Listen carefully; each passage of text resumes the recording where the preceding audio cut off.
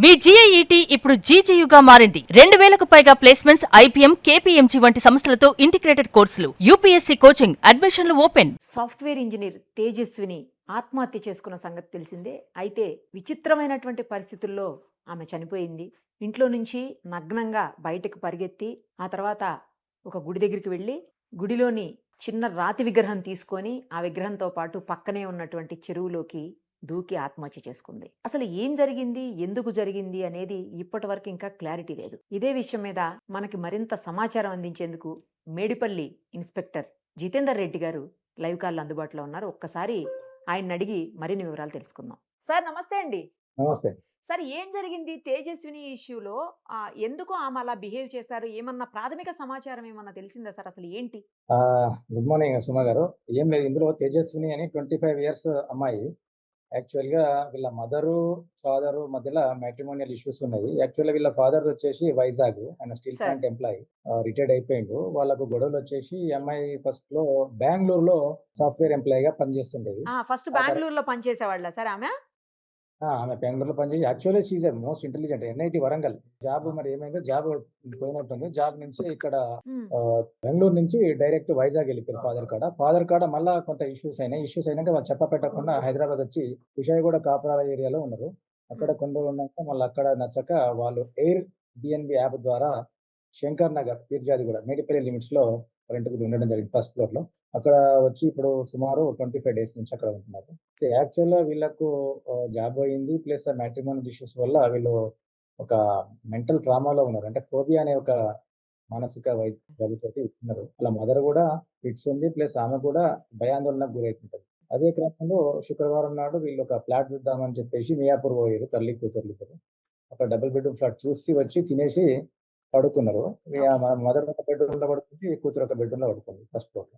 అట్లనే నైటు అది ఇది ఏదో రాసుకుంటూ, చదువుకుంటూ పిచ్చి పిచ్చిగా చేసి ఇంట్లో ఉన్న సామాన్లన్నీ కొన్ని విండోస్ నుంచి బయటికి విసిరేసి, తర్వాత ఈ చివరకు ఆమె ఒంటి మీద ఉన్న కంప్లీట్ డ్రెస్సింగ్ కూడా తీసేసి, కిందకి పరిగెత్తుకుంటూ వచ్చింది. కింద 4 మెంబర్స్ బ్యాచిలర్స్ ఉంటారు. Rohit, Rajesh and Hemant and Tarun. వాళ్ళ ఇంట్లోకి ఉరికింది. అందులో ఒక అబ్బాయి 1:30కి ఫోన్ మాట్లాడుతూ 2:00 ఆ ప్రాంతంలో ఫోన్ మాట్లాడుతుంది. హ్మ్. ఈమె న్యూడ్ ప్యాడ్ చూసి అతను పరేషాన్ అయిపోయిండు. ఏమైందని చెప్పేసి అతను టెన్షన్ పడ్డాడు. ఈ అమ్మాయి లోపలికి పోతే లోపల ఒక అబ్బాయి చదువుకుంటుండు. తర్వాత వేరే రూమ్‌లోకి పోయింది. వీళ్ళు వీళ్ళు భయపడిపోయారు. ఏమైంది ఇంత రాత్రి ఇట్లా వచ్చింది లేడీ అని చెప్పేసి అసలు ఏంది మనిషా దయ్యమా అనే ఒక కోణంలో వాళ్ళు భయాందోళనకు గురయ్యారు. తర్వాత ఆమె సడెన్‌గా మళ్ళా బయటికి పరిగెత్తుకుంటూ వచ్చింది. ఈ అబ్బాయి ఇంకా భయానికి లోనయ్యి ఈ అబ్బాయి కూడా పరిగెత్తిండు నన్నేమన్నా చేస్తదా అని. చాలా స్పీడ్ ఎవ్రీథింగ్ సీసీ కెమెరాలో రికార్డ్ అయ్యింది. సార్. తర్వాత ఈ అబ్బాయి భయానికి స్ట్రెయిట్ కొరికిండు. తర్వాత ఈ అమ్మాయి రైట్ సైడ్ రావడం జరిగింది. రైట్ సైడ్ వచ్చి అక్కడ టెంపుల్ డోర్ తీయడం ప్రయత్నించింది. ఆ డోర్ రాకపోతే పక్క గల్లీలో చిన్న టెంపుల్ ఉంటది. అందులో ఒక చిన్న స్టోన్ ఐడల్ ఉంటది అమ్మవారిది. అది తీసుకొని అదే బేర్ బాడీతోని పోయి ఫిర్యాదు చెరువులో దునకడం జరిగింది. ఈ సమాచారం మాకు శుక్రవారం మార్నింగు 10:30 ఆ ప్రాంతంలో ఇట్లా లేడీ డెడ్ బాడీ ఉందని ఫిర్యాదుగూడ చెరువులో మాకు ఫోన్ రావడం జరిగింది. వెంటనే మా సిబ్బందిని పంపించి రెస్క్యూ సిబ్బందితోటి బాడీ బయట తీయడం జరిగింది. సార్. ఆ తర్వాత అసలు విచారించినంక ఈమె పేరు తేజస్విని 25 ఇయర్స్ ఇక్కడ ఉంటూ రీసెంట్‌గా తెలుసు. ఆ తర్వాత ఆమెని ఏమంటే డెడ్ బాడీ అక్కడికి పంపేయడం జరిగింది. హైడ్రా సిబ్బందిని పిలిపించి ఆ విగ్రహం గురించి కూడా వెతకడానికి కొంత ప్రయత్నం చేసినాము. కాకపోతే మట్టిలో కూరుకుపోయిన చిన్న విగ్రహం దొరకలేదు. ఆ తర్వాత వాళ్ళ అమ్మని పిలిపించేసి విచారిస్తే వాళ్ళ అమ్మకు కూడా నాకు తెలవదు. మా కూతురు ఎటో పోయిందని అన్నది. తర్వాత మళ్ళా మనం విచారిస్తే వాళ్ళ అమ్మని కూల్ చేసి హాస్పిటల్ తీసుకుపోయి చూపిస్తే అప్పుడు ఆమె ఎక్కడో తప్పిపోయిందని అనుకుంటుంది గానీ, చనిపోయిందని అనుకోలేదు. ఈ క్రమంలో మేము కేసు రిజిస్టర్ చేసి దర్యాప్తు చేస్తున్నాం. ఇందులో మనం ఆ కింద ఉన్న పోర్షన్‌లో ఉన్న బ్యాచ్‌లర్ అబ్బాయిలను విచారించడం జరిగింది. వాళ్ళ మదరు, వాళ్ళ ఫాదరు, ఆ ఇంటి ఓనర్‌ని విచారించడం జరిగింది. సార్ ప్రాథమిక సమాచారం అంటే మీరు సేకరించినటువంటి సమాచారం ప్రకారం అయితే ఆమెకేమన్నా హెల్త్ ఇష్యూస్ ఉన్నాయా సార్? కొంచెం మెంటల్ కండిషన్ బాగలేదు ఇద్దరికీ కూడా తల్లికి, కూతురికి అని అంటున్నారు చుట్టుపక్కల అందరూను. అది నిజమా సార్? దాని వలన ఇలా చేసుండొచ్చా? ఇప్పటివరకైతే అదే మేడం. యాక్చువల్‌గా ఏందంటే ఆళ్ళ తల్లి గూడా చెప్తుంది. ఏం చేస్తున్నావు మాకే అర్థం కాదు ఒక్కొక్కసారి అని అంటుంది. అంటే ఫియర్ ఫోబియా అంటుందామె. Fear phobia. At the same time fits గూడా ఉంది ఆమెకు. వాళ్ళ తల్లికి ఫిట్స్. కానీ సార్ రోజుకి రూ. 3,500 పే చేసి నెల రోజుల బట్టి అక్కడే ఉంటున్నారంటే దగ్గర దగ్గర రూ. 1,00,000 పైన గదా అమౌంటు. అంత ఎందుకు పే చేసి వాళ్ళు అక్కడ ఉండాల్సొస్తుంది? అంత అమౌంట్ ఎట్లా పే చేయగలుగుతున్నారు వాళ్ళసలు? 3000 కాదు మేడం. యాక్చువల్ రూ. 1,900 పర్ డే. 1900 బిఎన్‌బి 1,900 పర్ సరే అయినా కూడా చాలా ఎక్కువే గదా సార్. Almost 2000 60 per day. వీళ్ళకు అంటే వీళ్ళకు అప్రోచ్ తెలవకపోవడము, అంటే హ్యూమన్ రిలేషన్స్ లేకపోవడం, వీళ్ళకు ఎవరు అనుమానంగా ఉండి ఎవరు ఇయ్యరు గదా! అందువల్ల గూడా యాప్ ద్వారా వచ్చిందని అనుకుంటున్నాను. ఓహో! ఓకే. ఓకే. తర్వాత ఏదో క్షుద్ర పూజలు చేశారు. ఇంట్లో వాళ్ళకు కండిషన్ అంటే మెంటల్ కండిషన్ సరిగ్గా లేక పూజలేవో చేశారు. అది కూడా వైరల్ అవుతుంది సార్. అట్లాంటిదేమన్నా చూసారా మీరు? నిజంగా అలాంటిదేమన్నా ఉందా అసలు మీ ఇన్వెస్టిగేషన్‌లో అలా తెలిసిందా ఏమన్నా? పూజలంటే పూజలు మామూలుగా జేసుంటారు గానీ, స్పెసిఫిక్‌గా క్షుద్ర పూజలనేది ఏం లేదు.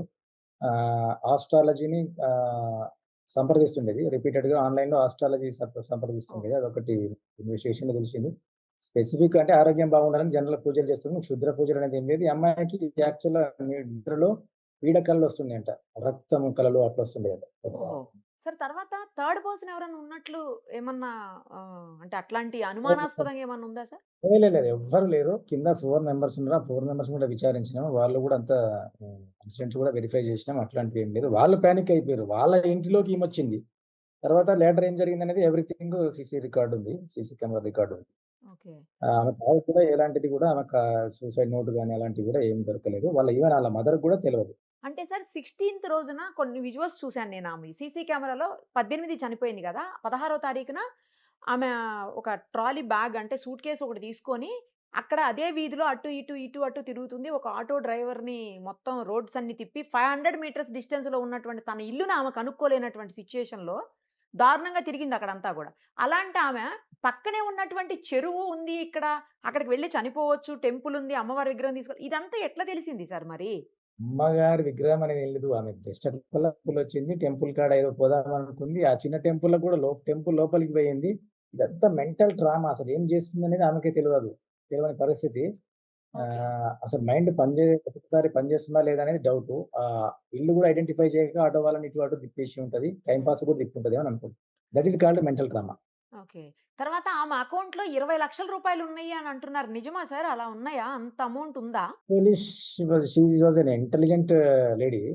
She was earning almost more than 2 lakhs per month oh! while she was working in Bangalore as a techie. So, ఉంది అయితే అమౌంట్ ఉంది. Might have. వాళ్ళ అమ్మ చెప్తే కూడా రెంట్స్ ఇవన్నీ ఎవరు పే చేస్తారంటే మా పాప చేస్తది. నా కాడైతే డబ్బులు లేవు అని అంది. వాళ్ళ ఫాదర్ సార్? వాళ్ళ ఫాదర్ ఏమంటున్నారు? అంటే మీరు విచారించారు కదా! వాళ్ళ ఫాదర్‌ని కూడా ఏమన్నారాయన? రిపీటెడ్‌గా కాల్స్ వస్తున్నాయి. ఎందుకు చచ్చిపోయిందంటే నాకే తెలవదు. వాళ్ళు నాతోని గొడవ పెట్టుకొని ఎళ్ళిపోయిండ్రు. అసలేంటి సార్ ఇదంతా ఏంది ఎవరన్నా ఎందుకు చచ్చిపోయినారని ఆళ్ళ ఫాదరే నన్ను అడుగుతా ఉన్నాడు. రీజన్ ఏంటిది వాళ్ళ ఫాదర్ కూడా ఇంటిమేట్ చేసినా వాళ్ళ ఫాదర్ రావడం జరిగింది. ఫునేరియల్స్ వచ్చేసి ఇక్కడ ముషీరాబాద్‌లో చేయడం జరిగింది. మళ్ళా ఇద్దరు మదర్ అండ్ ఫాదర్ కూడా ఇప్పుడు వైజాగ్‌లో ఉంటున్నాం. కలిసే వాళ్ళ ఉంటున్నాం. ఓన్ హౌస్‌కెళ్ళిపోయారా సార్? వాళ్ళ ఓన్ ఆ! విలేజ్‌కి. అవును. విగ్రహాన్ని మీరు లోపల పడిపోయింది గదా సార్ చెరువులో. ఆ విగ్రహాన్ని ఎందుకు తీయలేదు మీరు? ఆ విగ్రహం గురించి కూడా తీయలేదన్న తర్వాత ఆ విగ్రహానికి కట్టుకున్నటువంటి చీర అంటే అమ్మవారి చీర ఏదైతే ఉందో అది గూడా అక్కడనే పడుంది. నేను నిన్నొచ్చాను. అక్కడనే పడి ఉంది. మామూలుగా ఇన్వెస్టిగేషన్ కోసం అవన్నీ మీరు హ్యాండ్ ఓవర్ చేసుకుంటారు గదా సార్! ఎందుకని చేసుకోలేదు ఈ కేసులో మరి? యాక్చువల్‌గా ఏందంటే విగ్రహం గురించి ప్రయత్నం చేసినాము. హ్మ్. విగ్రహానికి రెస్క్యూ టీమ్ పెట్టి చేపిచ్చినాం. హైడ్రా స్విమ్మర్స్‌ని కూడా తెప్పించినాము. ఓహ్! దొరకలే మేడం. దొరకలేదు. చాలా దొరకలే. లోతుంటదా సార్ అది చెరువు? అంటే 10 ఫీట్స్ 10-15 ఫీట్స్. అయితే బురద ఉంటది. బురదలో కూరుకొని పోయి ఉంటది. Only 1 ½ feet, okay. 2 okay. Feets ఆ! ఉంటది ఆ! సైడ్‌లో. ఆ! ఆమె పడిపోయినప్పుడు కూరుకొని పోయి వాటర్ కనిపిస్తుంది గానీ, నిన్నంతా చూస్తే బురదే ఉంది సార్. మొత్తం అంతా చాలా మట్టి, బురద ఉంది.